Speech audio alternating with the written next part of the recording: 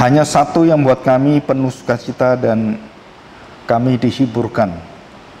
Bukan karena masalah-masalah kehidupan kami yang diselesaikan, yang diatasi, ataupun segala problema yang jauh lebih besar dari apa yang kami lihat, yang ada di dunia ini dan seluruh dunia menghadapinya. Tetapi sukacita kami diingatkan dalam lagu ini adalah karena Engkau, karena hadirat Tuhan yang melebihi dan mengalahkan semua permasalahan hidup kami, sehingga kami terus diajar oleh Tuhan dalam segala hal. Biarlah iman kami hanya tertuju kepada Kristus, karena Dialah harapan dan satu-satunya kekuatan dan sumber daripada hidup kami. Kami hari ini belajar bagaimana Engkau memimpin hamba-hambamu, dan khususnya perjalanan misi Rasul Paulus yang memiliki anak rohani bernama Titus, dan menghadapi betapa besar tantangan dan bahaya, rintangan, serta kesulitan-kesulitan yang dihadapi oleh Titus.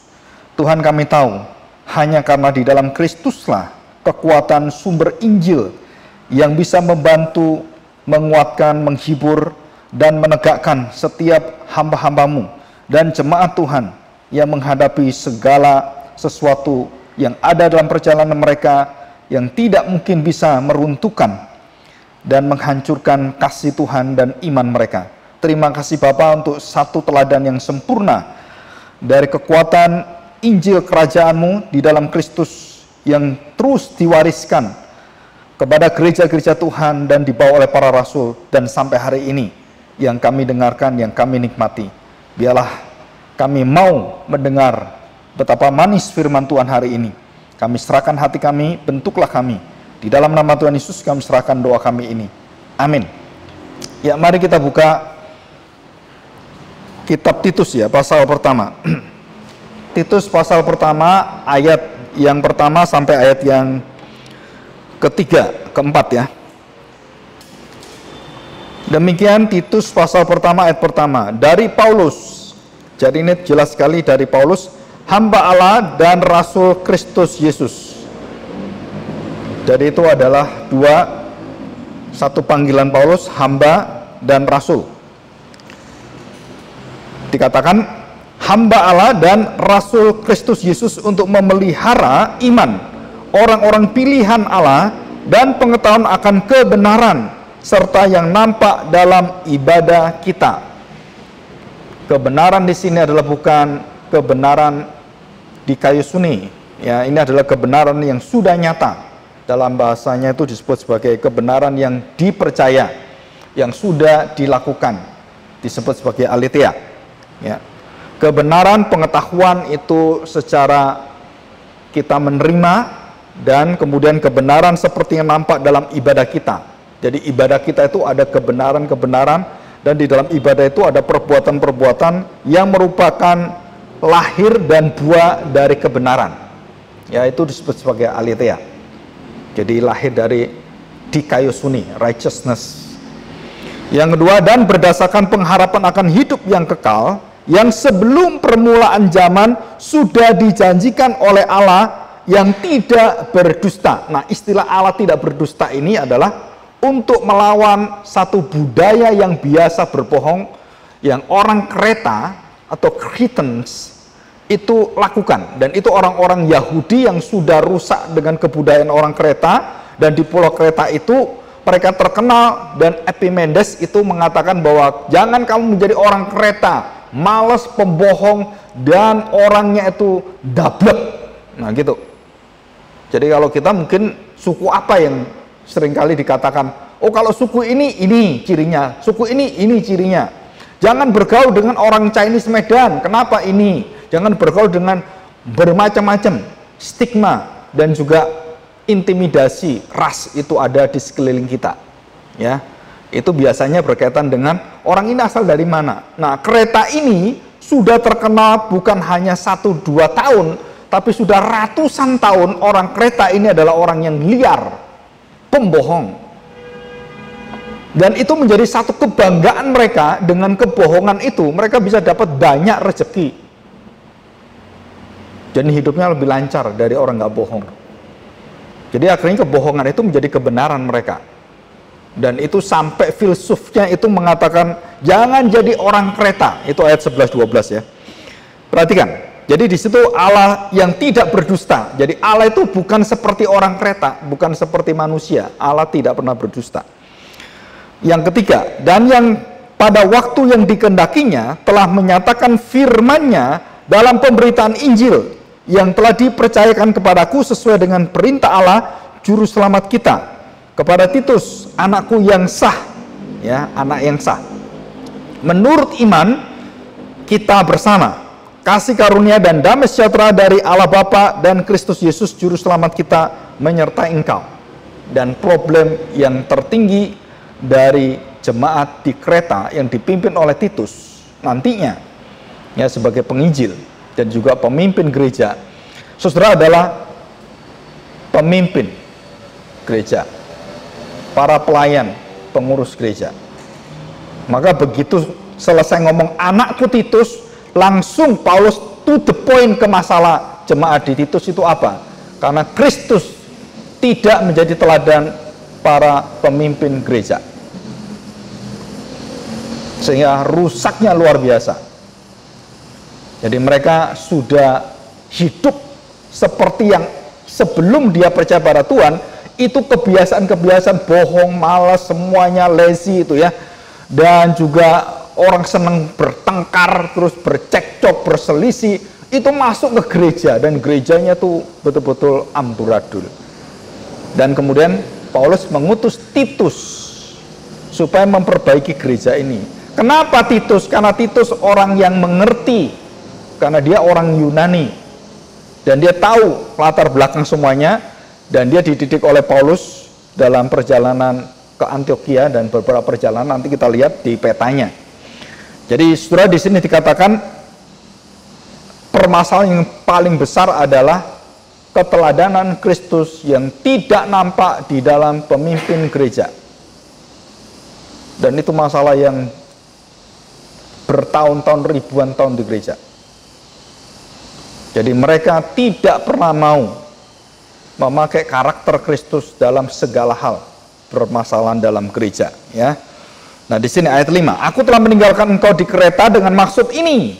Jadi ditaruh Titus, kamu di sini, udah jangan pergi-pergi, supaya engkau mengatur apa yang masih perlu diatur, dan supaya engkau menetapkan. Sudah perhatikan posisi Paulus dengan Titus. Titus itu di bawah Paulus, tetapi Titus yang di bawah Paulus itu di atas semua para penatua, semuanya di bawah Titus. Apalagi Paulus. Saudara tahu tahapannya ini ya, tahapan kerohanian. Ini kerohanian ya, bukan hierarki organisasi, bukan. Ini kerohanian. Jadi yang dipercaya kemudian dipercayakan oleh Kristus, yaitu Paulus. Paulus dipercayakan Injil, dan Paulus mempercayakan Injil pada Titus. Dan Titus kemudian diberi wewenang hak untuk apa? Mengangkat penatua dan setiap pelayan-pelayan yang lain. Padahal dia penginjil, tapi dia diberi kuasa untuk menetapkan. Saudara, kalau di gereja itu harus pendeta. Aturan-aturan yang terbaru organisasi kadang-kadang tidak alkitabiah, saudara. Dan Titus bukan pendeta, Titus penginjil. Titus termasuk pengurus sebenarnya. Dan dia diberi hak, diangkat oleh Paulus, dan kamu sekarang tinggal di sini, dan secara langsung Paulus mengangkat Titus sebagai pemimpin rohani gereja di Kreta, Pulau Kreta. Jadi semua diserahkan pada dia. Dan kamu mengangkat, nah diberi hak, mengatur apa yang harus diatur. Engkau menetapkan penatua-penatua di setiap kota seperti yang telah kupesankan kepadamu. Ya, ini orang-orang yang tak bercacat. Nah, ini syaratnya. Yang mempunyai hanya satu istri, yang anaknya hidup beriman dan tidak dapat dituduh karena hidup yang tidak senonoh atau hidup tidak tertib. Sebab sebagai pengatur rumah Allah, seorang penilai jemaat harus tidak bercacat, tidak angkuh, bukan pemberang, bukan peminum, bukan pemarah, tidak serakah, melainkan suka memberi tumpangan, suka. Nah, suka dan tidak tadi ya. Ini positifnya. Suka memberi tumpangan, suka akan yang baik, bijaksana, adil, saleh, dan dapat menguasai diri. Buah Roh Kudus yang paling ujung. Pengendalian diri, menguasai diri.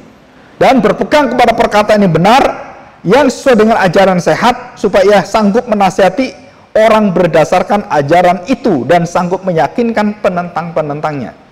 Jadi masih ada penentang ini. Dan dia harus memakai kuasa firman aletheia untuk menyatakan kebenaran-kebenaran Allah, bukan hanya diomongkan, tetapi yang dia lakukan, yang dia taati, dan menjadi kekuatan yang tidak bisa dibantah oleh mereka. Kesaksian hidup, firman yang hidup, ya. Karena sudah banyak orang hidup tidak tertib, terutama di antara mereka yang berpegang pada hukum sunat. Dengan omongan yang sia-sia mereka menyesatkan pikiran. Orang-orang semacam itu harus ditutup mulutnya, karena mereka mengacau banyak keluarga dengan mengajarkan yang tidak-tidak, yang aneh-aneh, untuk mendapat untung yang memalukan. Jadi banyak orang-orang ke gereja itu cari untung, ya, bukan cari Kristus, bukan mendapatkan hadirat Tuhan, tapi cari untung, cari rezeki, cari yang lain-lain, ya. Seorang dari kalangan mereka, nabi mereka sendiri pernah berkata, nabi mereka disebut nabi, ya, Epimenes, dasar orang Kreta pembohong, binatang buas, pelahap yang malas, rakus, malas, bohong, ya udah semualah. Itu ciri orang Kreta. Ada nggak orang seperti ini, suku seperti ini? Ada, saudara. Ini orang Kreta ini. Dan bukan hanya orang Kreta, Sodom Gomora juga sama, Niniwe juga sama. Itu dosa-dosa yang ada, yang selalu lengket bersama dengan dosa-dosa yang besar, ya. Kesaksian itu benar, karena itu tegurlah mereka dengan tegas, supaya mereka menjadi sehat dalam iman, dan tidak lagi mengindahkan dongeng-dongeng Yahudi dan hukum-hukum manusia yang berpaling dari kebenaran. Bagi orang suci semuanya suci, bagi orang yang najis dan bagi orang yang tidak beriman sesuatu pun tidak ada yang suci, karena baik akal maupun suara hati mereka najis. Mereka mengaku mengenal Allah, tetapi dengan perbuatan mereka, nah ini yang ditentang. Orang Kristen harus berbuat baik untuk apa? Mereka mengaku mengenal Allah, tetapi dengan perbuatan mereka, mereka menyangkal Allah. Ngerti Tuhan Yesus, ngerti, tapi hidupmu melawan Tuhan. Dan ini adalah Kristen yang secara hanya di bibir, hanya di pengakuan, dan tidak pernah dalam kehidupan sesungguhnya. Dikatakan di sini mereka keji dan durhaka dan tidak sanggup berbuat yang baik. Isinya itu semuanya cekcok, pertentangan, perselisihan, dan mencari pembenaran di semua, berfokus pada diri semua. Dan sangat mengerikan jika gereja dipimpin dengan orang-orang yang berpusat pada dirinya, yang berpusat pada kepentingannya, berpusat pada keuntungannya, berpusat pada harga dirinya, berpusat kepada semua dirinya semua, dan tidak pernah pikirkan pekerjaan Tuhan, gereja Tuhan bagaimana. Saudara, kita menjadi orang Kreta, kita menjadi pembohong besar jadi orang Kristen, karena kita hanya memikirkan diri kita sendiri, nggak pernah memikirkan orang lain, pekerjaan Tuhan dan semuanya. Dan Rasul Paulus meminta Titus berkorban hidupnya dan diletakkan di situ. Kita nggak tahu seumur hidup dia di sana atau tidak. Tetapi pernah Titus dipanggil oleh Paulus ke Neapolis, termasuk ke Antioquia yang bagian yang di atas. Bukan Antioquia yang dekat dengan daerah Israel, bukan, tapi yang ada di daerah Makedonia. Jadi ada dua Antioquia, ya. Nah, saudara, kita lihat pasal yang kedua, ayat yang paling bawah, 11 sampai 15. Kasih karunia Allah menyelamatkan semua manusia. Karena kasih karunia Allah yang menyelamatkan semua manusia sudah nyata. Ia mendidik kita supaya kita meninggalkan kefasikan. Saudara, perkataan mendidik dan meninggalkan kefasikan itu adalah tanggung jawab perjuangan iman Kristen seumur hidup. Dan tidak hanya sekali percaya Tuhan selesai. Mendidik, meninggalkan kefasikan dan keinginan-keinginan duniawi, dan supaya kita hidup bijaksana, adil, dan beribadah di dalam dunia sekarang ini. dengan menantikan penggenapan pengharapan kita yang penuh bahagia dan penyataan kemuliaan Allah yang maha besar dan juru selamat kita Yesus Kristus, yang telah menyerahkan dirinya bagi kita untuk membebaskan kita dari segala kejahatan dan untuk menguduskan bagi dirinya suatu umat kepunyaannya sendiri yang rajin berbuat baik. Beritakanlah semuanya itu, nasihatilah dan yakinkanlah orang dengan segala kewibawaanmu, Titus khususnya. Janganlah ada orang yang menganggap engkau rendah, termasuk Timotius, Titus, Epafroditus, dan Tustus yang lain, murid-murid dari Rasul Paulus. Nah, saudara, kita bahas ini, ya, kita bahas ini. Kita bahas perjalanan Paulus pada misi yang kedua, terus menuju kedua. Nah, saudara, itu di dalam gambarnya ini, kita tahu kereta itu di tengah, ya, kereta itu di tengah, di sini, ya. Kalau di tempat saya kasih merah semuanya supaya jelas, ya. Nah, saudara, perjalanan, kita lihat Antioquia yang ada di atas Syria, jadi Israel di bawah itu Israel, ya, Nazaret terus ke atas itu Antioquia. Dan orang Kristen pertama, Kisah 11 ayat 26 disebut Kristiani. Ani itu tentara, laskar, Kristen, pengikut Kristus. Jadi pengikut Kristus yang punya jiwa seperti tentara yang mau mati. Nah, itu mereka disebut sebagai tentara laskar pengikut Kristus, tentara Kristus. Mereka menyebut itu karena berkaitan dengan kekaisaran. Ya.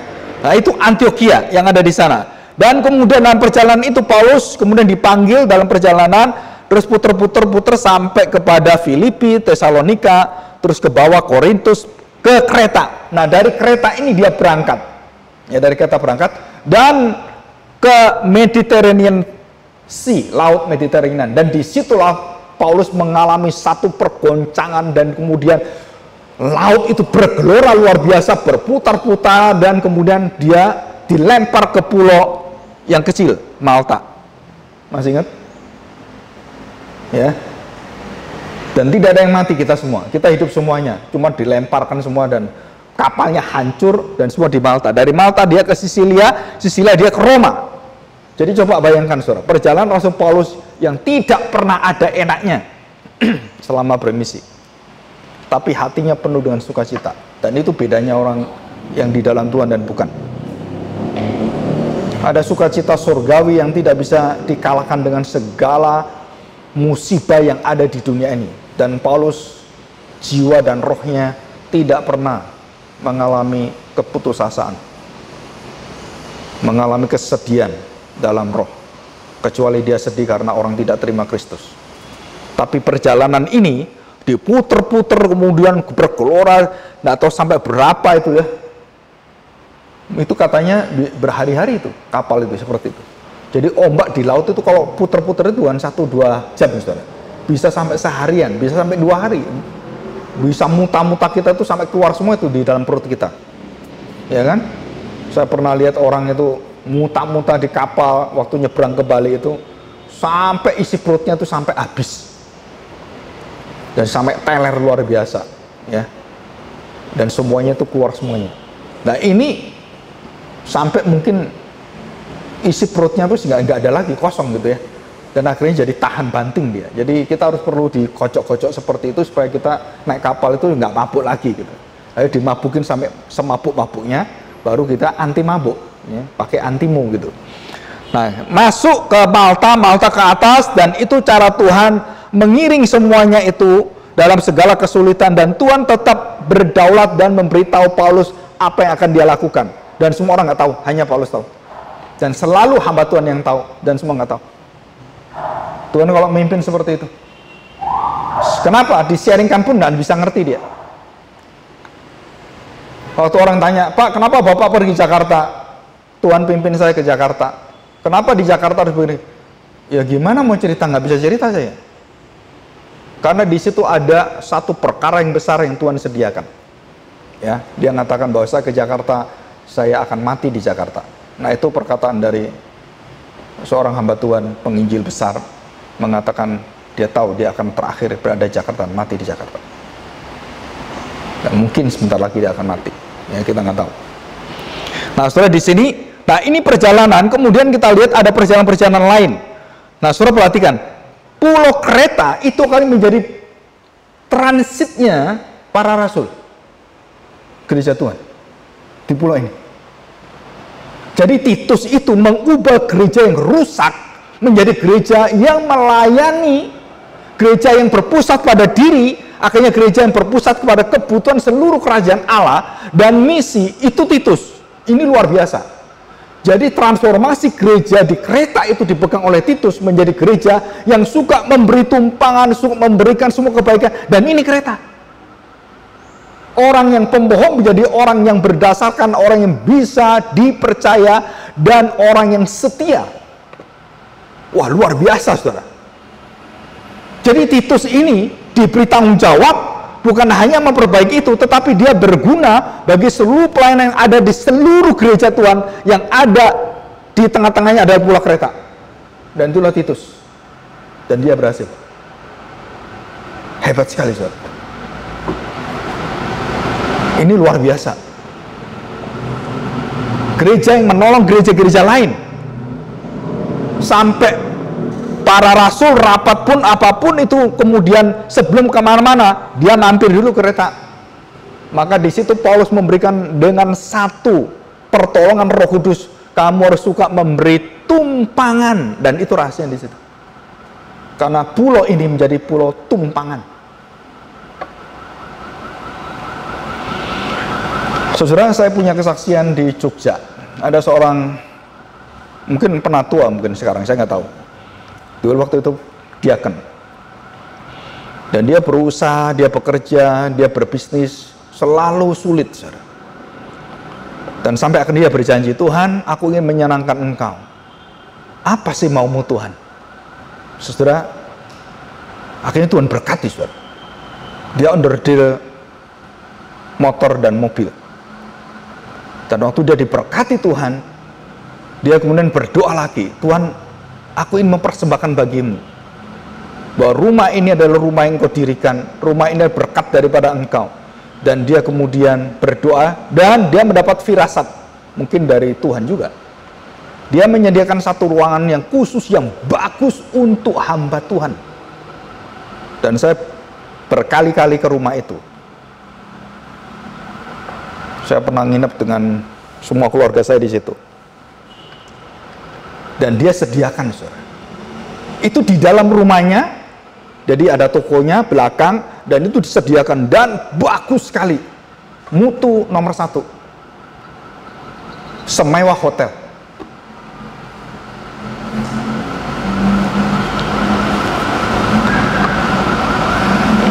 Saudara, kok ada ya orang yang dulunya berdunia, bersifat duniawi, kemudian dia sangat mengandalkan Tuhan dan pada Tuhan, dan semua pikiran dia adalah mengutamakan apa yang untuk Tuhan dulu. Dan untuk saya itu belakangan. Dan dia dirikan dulu fasilitas untuk Tuhan, baru rumah dia. Dan gereja, tanah gereja yang di Solo itu tanah keluarga dia. Dia beli dan diserahkan ke gereja. Dan sekarang dibangun gede. Tetapi ada satu pergumulan dalam pribadi. Dia mengatakan apa? Dia ingin mendengarkan satu Injil kebenaran yang murni. Dan dia selalu menyesali itu semuanya. Kenapa gereja ini setelah besar menjadi arahnya beda? Bukan Injil yang diberitakan. Dia yang memberi, dia yang melayani. Tapi di mana Kristus itu? Nah, saudara, Titus itu mendidik, mengangkat penatua, dan diberitahu kamu harus mengandalkan Tuhan, mendahulukan kerajaan Allah, betul-betul menyembah Tuhan. Dan setelah itu menjadi pulau Kreta yang memberkati seluruh gereja yang ada 7 gereja di sana. Itu semua mendapatkan berkat dari tumpangan orang Kristen Kreta. Luar biasa. Jadi waktu saya baca Titus dulu saya nggak ngerti. Tapi setelah saya baca dari tulisan Christ Center Life itu, saudara, di situ ada satu rahasia yang besar. Kenapa? Karena dasarnya adalah mereka mengerti betul bahwa apa yang mereka lakukan itu adalah kebenaran yang harus nyata dalam hidup mereka. Jadi kebenaran-kebenaran itu menjadi kebenaran yang hidup, yang disebut sebagai aletheia itu menjadi perbuatan-perbuatan yang sangat mengagumkan, dan orang itu langsung tahu, ini loh orang-orang yang di dalam Kristus itu begitu indah. Ya, dan ini luar biasa. Ini kita masih ingat beberapa minggu yang lalu, Paulus kepingin mengabarkan Injil ke Asia Minor, ke Galatia, ke Asia, ke Bitinia, masih ingat kan? Dan Tuhan pimpin Rasul Paulus, tidak, kamu harus ke Troas, ke Makedonia, ke Filipi, ke Tesalonika, terus ke Roma. Dan saudara, di Roma Paulus mati, berhenti di sana. Dan siapa yang menemani Paulus sampai akhirnya mati? Timotius. Saudara, luar biasa ini, saudara. Dan dikatakan di dalam kitab Titus ini ada Nekapolis, itu Roma atas sedikit lagi, dan itu ada satu kota, dan sampai hari ini itu ada dinamakan Titus Dome. Saya belum pernah ke sana. Jadi kalau kita lihat di peta sekarang ini, itu nama Titus diabadikan di sana, saudara. Semua library Titus, semua Titus. Kenapa Titus? Loh, Titus di Kreta, kenapa di sana? Karena Titus membangun satu pusat untuk Injil Kerajaan Allah bagi seluruh dunia dari Roma, dari Nekapolis. Coba bayangkan, saudara. Jadi Titus bukan hanya berhasil membangun satu gereja di Kreta, dia membawa hati Paulus, dan dia bersama dengan Paulus, dia kemudian punya pusat baru yang dulu di Antioquia, sekarang pindah ke Roma, naik sedikit di Nekapolis, dan dia dirikan satu pelayanan bagi seluruh bangsa-bangsa di dunia bersama dengan Paulus dan seluruh Timotius dan para rasul. Jadi ini dalam pengetahuan kita secara sejarah perjalanan misi gereja awal mula-mula. Ya, oke, kita lihat. Nah, sekarang kita lihat, saudara. Apa yang dihadapi oleh Titus? Satu, saudara, terkontaminasinya jemaat Tuhan dan khususnya para pemimpin gereja dengan budaya setempat.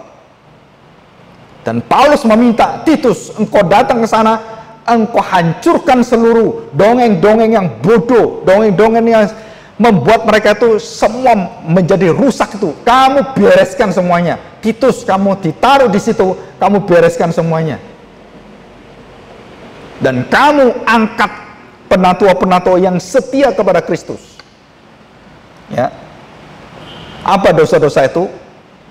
Kerakusan, keserakahan, kebohongan. Wah, itu saudara, itu ada. Jadi bayangkan kalau kita masuk ke satu gereja, isinya gereja itu gontok-gontokan, terus serakah dan semuanya.